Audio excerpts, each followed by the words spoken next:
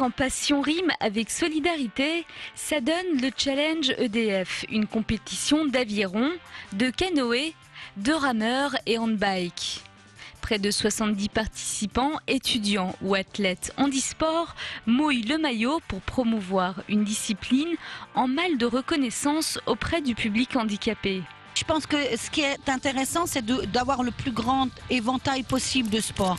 Alors moi je trouve que c'est dommage qu'il existe des sports, qu'il existe des personnes volontaires qui ont envie de partager leur passion avec d'autres et que nous, on n'y vienne pas. Et c'est pour ça que grâce à ce genre de challenge, eh bien, les jeunes handicapés voient qu'ils peuvent faire du canoë, de l'aviron et peut-être, qui sait, il y aura une ou deux personnes qui plus tard iront vers cette discipline.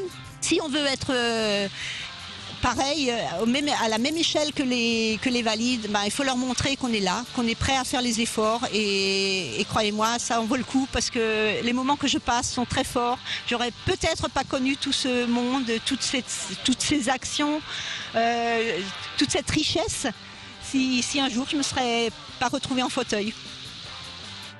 En Alsace, le canoë-kayak ne compte qu'un seul et unique licencié handicapé. La faute à des équipements trop longtemps inadaptés.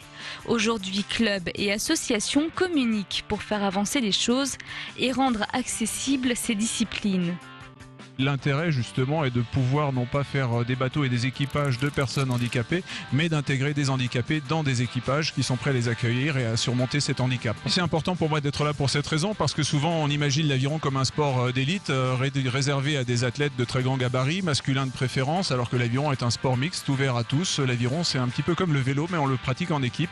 Si on est très grand et très fort, on va très vite. Si on veut faire de la randonnée en loisir et qu'on a un gabarit tout à fait normal, on peut se faire vraiment très fortement plaisir et le handicap la plupart du temps peut être intégré au sein d'une équipe très facilement.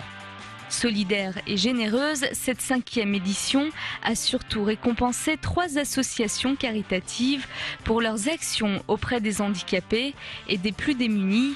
3 000 € leur ont été offerts sportivement par les organisateurs.